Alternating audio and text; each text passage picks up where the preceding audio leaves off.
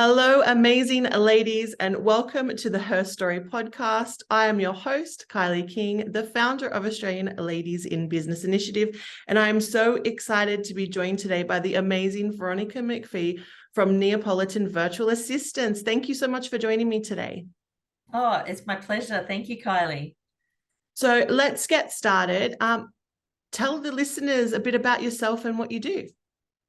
So my business, Neapolitan Virtual Assistance, it started as I pretty much have been a full-time mum with my kids and homeschooling, and my youngest is now 9, and I needed to get back into the workforce. I needed to start, providing customer service again, not just serving my children, but serving the community again. And, I had skills in graphic design beforehand, and I just thought, well, I need to do something that I love. I've always loved doing graphic design and helping people. So it was kind of like this moment where I went, oh, that's, it still gives me the ability to be at home with my children and then be able to sort of grow something and nurture something for me. That was probably one of the biggest instigators of starting the business. What a great way to get into customer service too, because kids are just like the best judgment of customer service. Like they'll be completely honest if you're doing a good job, if you're doing a bad job, if it's not the right color cup. Like they prepare you. They really prepare you to be on your game and to constantly deliver customer service. Yeah, they don't really believe in the sandwich philosophy of the positive, negative, positive. You just take that feedback and you have to run with it and think on the spot. It's funny because when I was thinking about getting back into the workforce in a more full-time position, I looked at my resume as well, and a lot of years has passed, and trying to see, well, what are my skills, and putting things together of what can I do.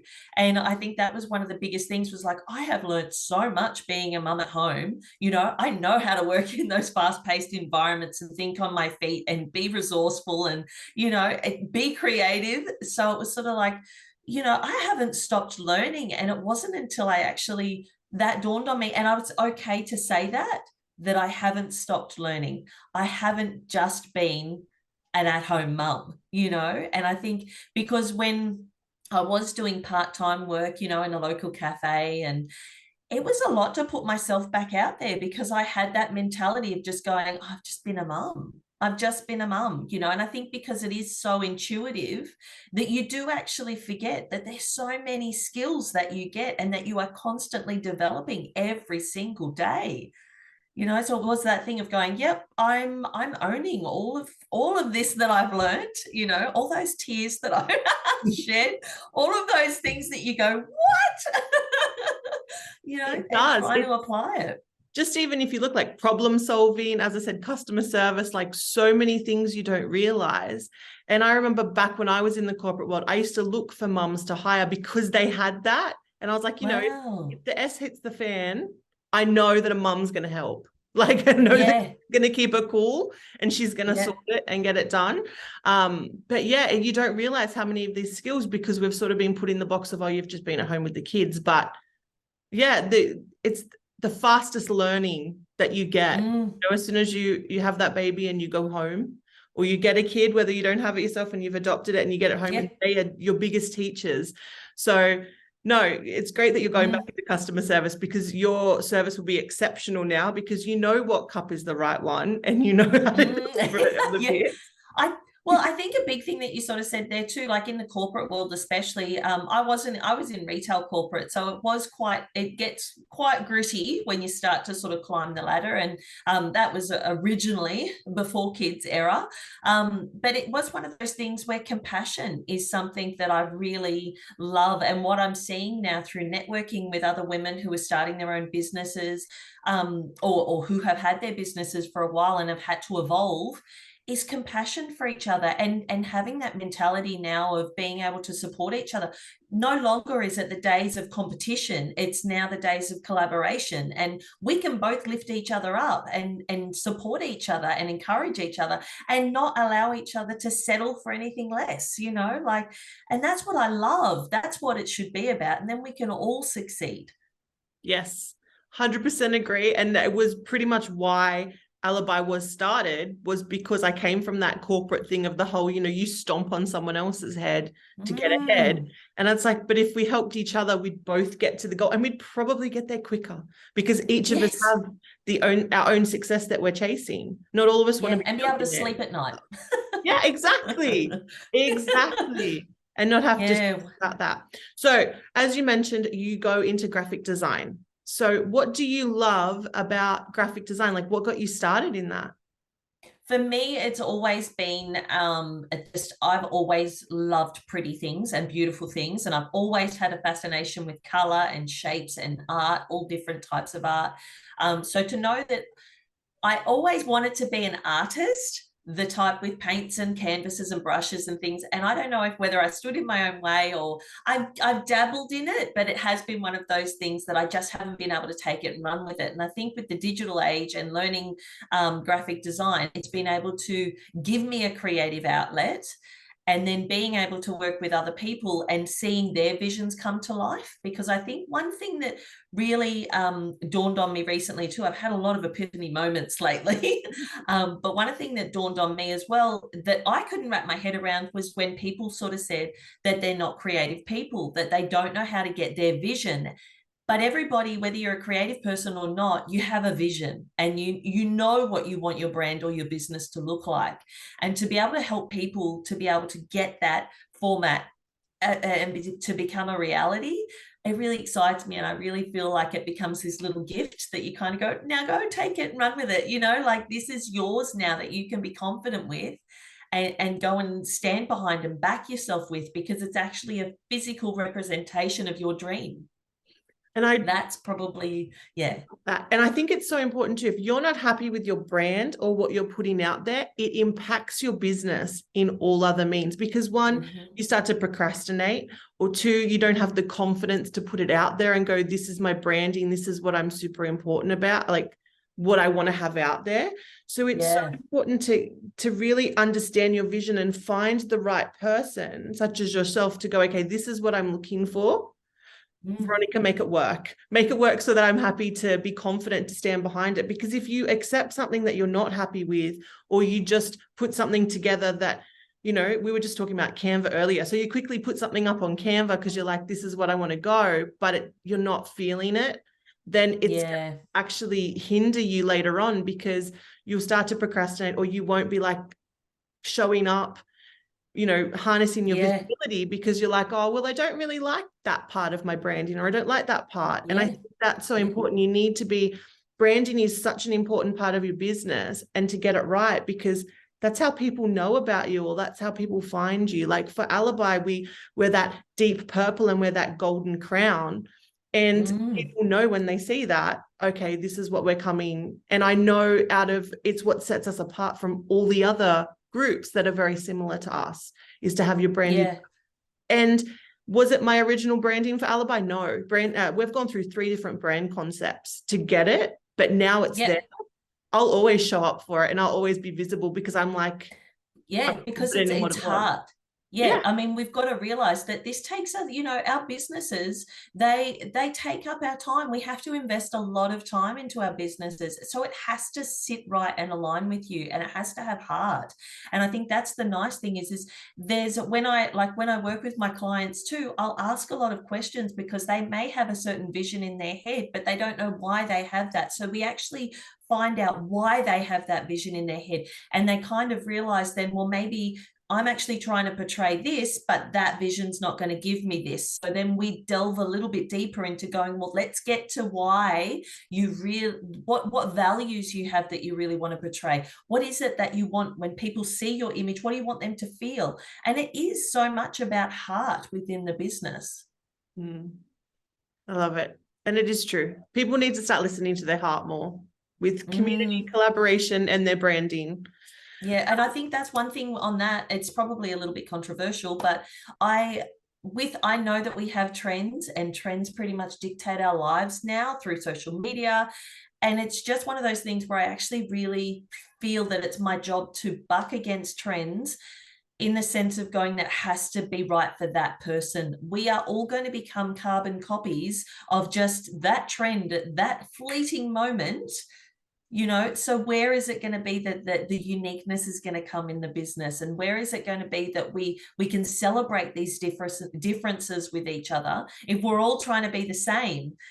So it is that thing of going, look, we always are open to trends, and yes, there are tactics and strategies that we can use within branding to be seen a little bit more, but I definitely think at the core value of your business, your representation, you need to be it needs to be authentically you. Yeah. And also, as you mentioned, trends, that fleeting moment, like then 6 months from now, you're like, okay, I totally hated that trend. I hate my branding. And then it's like, you then have to go through the process again to get either it rebranded, or you start to hinder yourself because you're not showing up for it because it was a trend. So you don't believe in it. Yeah. Let alone you don't like it. Because the thing is, at the moment, the color, terracotta colors and mustard colors and the real earthy tones, like they're really beautiful. But when you do start to see them all over the shop, it's like, oh my gosh, you do start to get sick of them. Same thing when you have your most favorite song. You listen to that song to the death, but then you get to a point where you go, I cannot hear that song anymore. It's like that earworm, and then it's just in there. But in saying that too, I think it's also important if terracotta colors are currently on trend, but your brand wants those, I think you should then not be steered away from it because it is a trend. Because I think some people go, I think some people go, oh, well, it's a trend now, I don't want it. And then they pick something else, even though their heart is in that. So I think that's why it almost doesn't come. That's why it's sort of like directing that the consultation or whatever we have, but directing it to a point of your core value. Because the thing is then it's almost trends are irrelevant. As I said, we can put strategies in place after we've established your identity. That's where the trends and things can come in, and that's where growth can happen. But as you've sort of said, to stand behind your brand, it definitely has to be something where you almost put your blinders on and go, really, what's true to me? And then that can be the representation of your business. Beautiful. So we've talked about a lot of stuff, but what do you absolutely love about what you're doing currently with your business? Like, what's getting you up in the morning and, you don't need the coffee because you're just ready to fire on all cylinders? All right. Yeah. I think one thing is definitely, so my why is my family. I have to be there and available to my family, which I'm sure is a lot of our whys. But to get up in the morning, I think this took a little bit navigating to get to the position that I'm in now, because I have done graphic design and I've had graphic design businesses, small businesses, like right the way through having children, because I always needed to sort of supplement that income coming in. And also I needed to have that creative outlet. I think the big thing with this is that I really feel like I've found a product that I'm staying in my lane. I can offer it. I can give a great quality service. I can really help people with it. Whereas I felt that when I was sort of branching out and saying, I can do this and I can do this and I can do this, it was sort of like, I just felt I couldn't, it was becoming a little bit too scattered. I couldn't refine my service to that person or to the people that I wanted to target. And then when I found that there was actually a need to help people who either want to start a business but they can't get their vision as a reality, or they can't see the visual concept of their business, or it is someone who's already got a business and they are feeling a little bit lost and they don't know what to do, but they want to scale, they want to grow. I like being able to help those people, and definitely particularly women who are in the same boat as me. I'm very much a rah-rah girl, and I love getting in someone's corner and actually seeing them succeed. So that's probably one of the biggest things. And I think because with Neapolitan, the name's a little bit of a different, obscure concept, but it's because it's just meant to be fun. I always think about finding joy in life and making sure that it's not taken too serious. We can have fun whilst we are doing serious things. So that's what it definitely was about. It was for me to be able to enjoy my sweet moments, but also for me to be able to give the opportunity to somebody else to enjoy their sweet moments in life as well. I love that. I think it's so important to remember that we do need to have fun and those joyful moments in business, because no matter, why we've chosen to do it, we want to be loving what we're doing. And that's having those joyful moments. And when we feel joy and have fun, like it's just a vibe. Everyone feels it. And you just put great stuff. And then, you know, you attract more people because they're like, hey, she's having fun and she's loving what she's doing. She's joyful. Let's go and check it out. So yeah, absolutely. That's so true. So what would you say so far has been your biggest challenge in business? I think definitely it's when it's had to be to back myself, and to really, because I've never been a salesperson. And when I had that mentality of feeling like I needed to sell to people, that was a really big hurdle for me to get over. But then when it sort of worked out was that I just need to start a conversation with people, and then it goes the way that it needs to go, you know. And I think that one of those things was that I don't need to have every client or every lead that I have. I don't need to convert every lead that I have, because I might not be right for that person. And for me to say I might not be right for that person, or that person might not be right for me, I actually think gives me more power and that person more power, because then they're going to find the person that's right for them. I think that was a very big thing, because I was sort of like, small business, got to make it work, putting the extra pressure on myself. That was definitely a big hurdle and a mindset shift that I needed to have to be able to come comfortably into this business and stand with it, and kind of go, this is my little seedling. Now I'm going to watch it grow, and I'm happy to watch it grow, and it will grow when it needs to, you know. I'm kind of surrendering a little bit to it and just showing up as authentically me. That was a big place to get to. that was a tough night with the, you know, having the conversation with the husband. Like, that was a tough conversation we were having, you know. So it's sort of like, yeah, that was a moment of realization of going, no, I have to just trust and know that what I'm putting out there it feels right for me, so it's going to be right for somebody else as well, you know. And the other challenge for me this time round, because with my past graphic design businesses, social media wasn't a huge element of it. And although I love creating things, social media management is not something that I really enjoy doing, and thinking about the data and the analytics of it all, and, you know, that sort of thing. I do it enough to see where there's growth or where there's potential for growth. It is, for me, it's one of those things where I feel like I'm doing the dancing monkey trick online, you know, which is really odd, because on my personal page, I can do that easy. I actually really like sharing my story on my personal page, and, you know, what's happening in life. And it's just because it's like, but it was that whole thought of going, I should be doing this, or I should be showing up this way, or I'm working on that part now of going, okay, how do I do this with my business, you know, like, and show up on social media rather than trying to feel like I'm spruiking all the time, you know? Yeah, fair enough. So what has been your biggest achievement? So I'm this particular component. So Neapolitan is just a baby business at the moment. I think one of my achievements was definitely what I had discussed before, in saying that whole mindset shift from my past small businesses.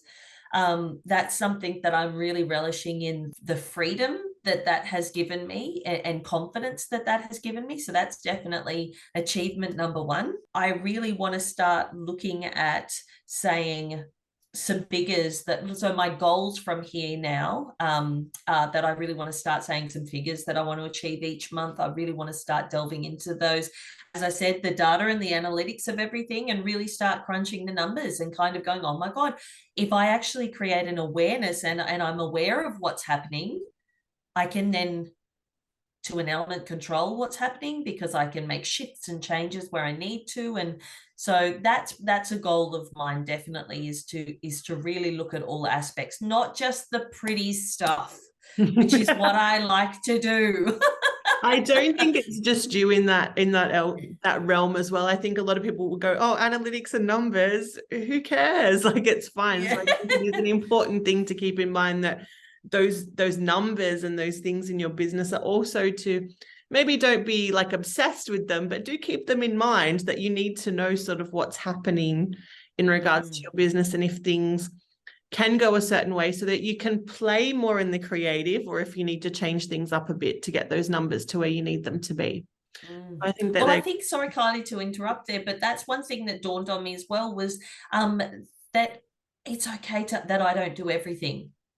So it is go and seek advice, go and seek help, delegate, whatever. And if there is things that I, one, don't enjoy doing or can't do and want to learn how to do, or even if I don't want to learn how to do it and I just go, you use that. Isn't that right? Like, don't be scared, because we do kind of at home, with our families, we do have to control everything. We wear many hats, and then to let that go and say, I'm actually okay that I don't know how to do that.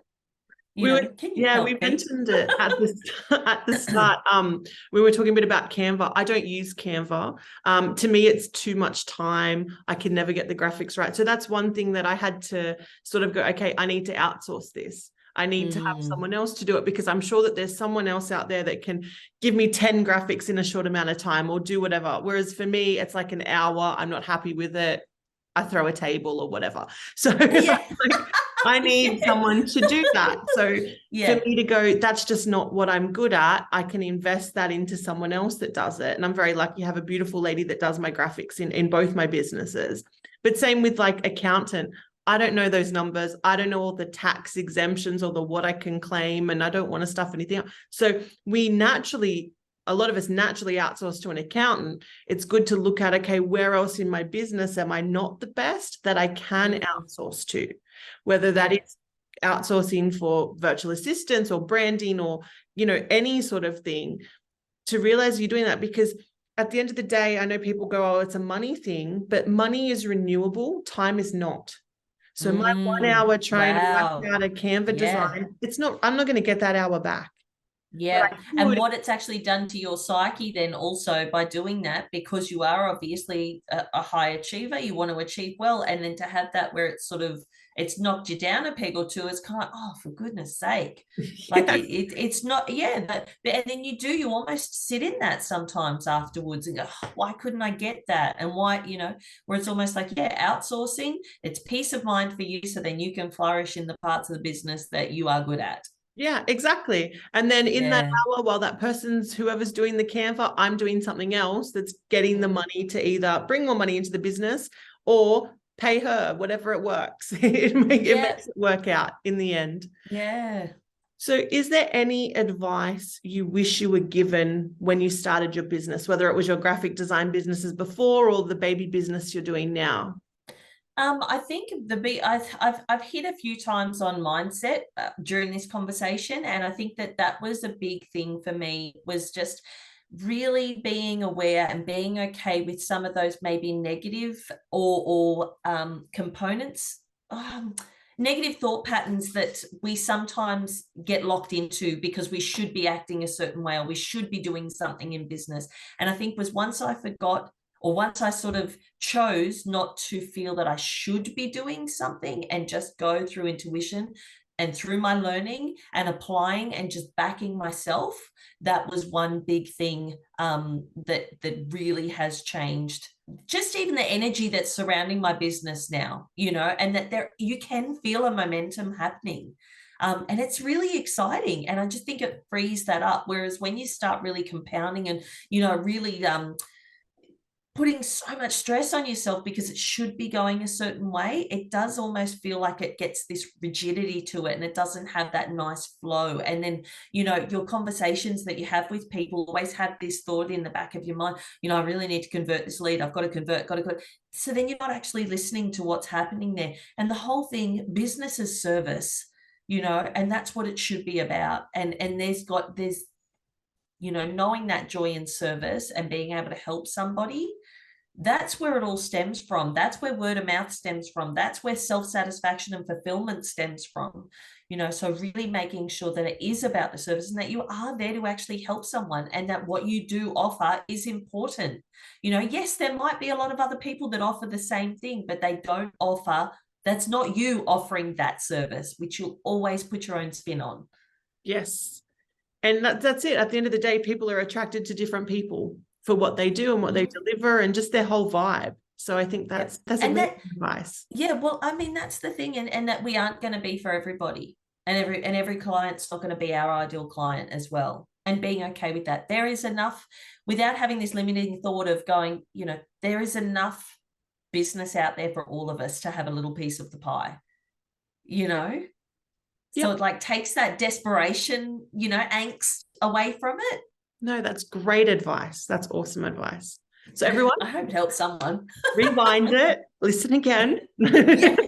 Put it on a loop. Yeah, exactly. It's repetition. Because we're all out here. We all have our own unique selling points to do whatever, and people are attracted to different people, and that's okay. So I think that's super important to remember. So if you want to share, what is your ultimate goal? Like the big, hairy, scary goal that you're looking forward to achieving in your business? So mine's a little bit of a twofer, because my business is, I have a very intense hobby on the side of my business as well, which is almost like a part-time job in itself.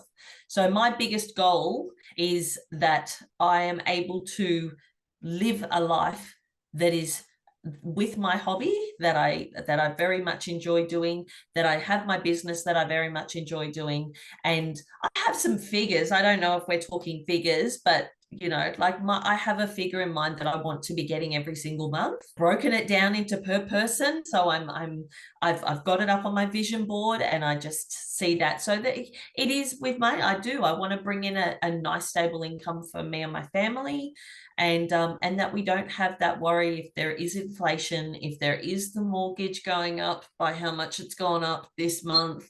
I want to be comfortable with that. And for me, it's always been about security. I just want to feel secure. I've never been about lavish lifestyles or anything like that. It's just been about security and knowing that that exhale moment when you kind of go, I'm okay, so I've got my figure that I want to get to for that. So that's what I'll be aiming towards. And then in 18 months time, 18 months to 2 years, I would really love to bring on a social media manager and have a couple of people who work under Neapolitan, and we can be an in-house service business.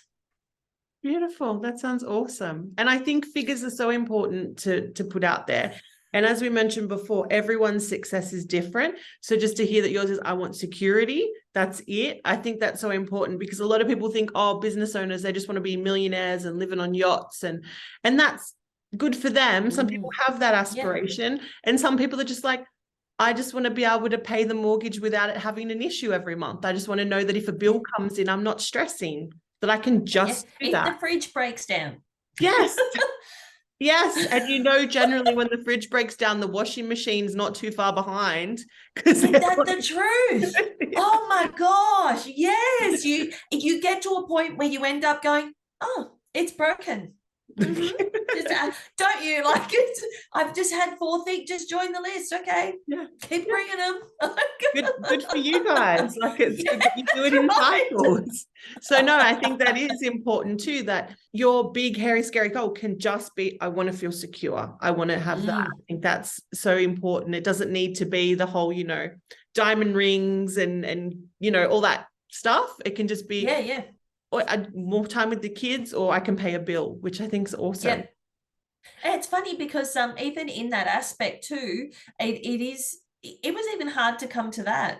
It was even hard to actually ask for that, money, that's what I wanted, and to be okay with saying that's the money that I want, even though it's not this audacious, like price or amount of money, but it is that thing of just being okay with going, no, this is actually what I want, because this is the lifestyle that I want. And I think it's important, like you've touched on so many times in our talk today about mindset. Like mindset is so important. And I don't think a lot of people really grasp how important mindset is with business. And this is actually why I started my business originally, which then led on to ALIBI happening, was just the mindset behind it. You can find business tips and tricks wherever. You can Google that stuff. But the mindset and working on yourself to go, okay, I am a business owner. And I think that's one of the biggest things we've had lately in our in Aspiring Leaders membership. There's a whole accepting you are a business owner, and then going, no, it's not a hobby. It's not a small business on the side. I am a business owner. And I just need to own that. Yep. And the thing is that if I want to, my goals that I want to go to, I'm not expecting anybody to give them to me. I'm going to work for them, so it is that thing of going, that's where we often have mum guilt, And it is that thing of going, no, I'm going to work for this. I'm going to take responsibility for my goals and make sure that I go out and get them. Yeah. It's not something that you kind of just wait for the universe. Yeah, but what a great example for your kids to see as well. To go, hey, there's mom, she's got a goal and she's just rocking for it. And she's just going, this is beautiful. Yeah. So if you have a tip, so we know that your genius zone is branding. If you had a tip for the listeners in regards to branding for their business, what would it be?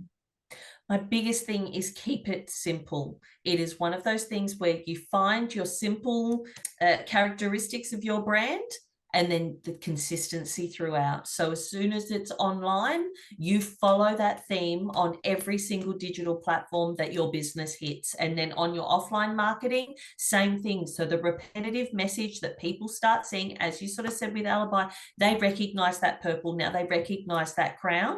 It becomes brand recognition is through repetition.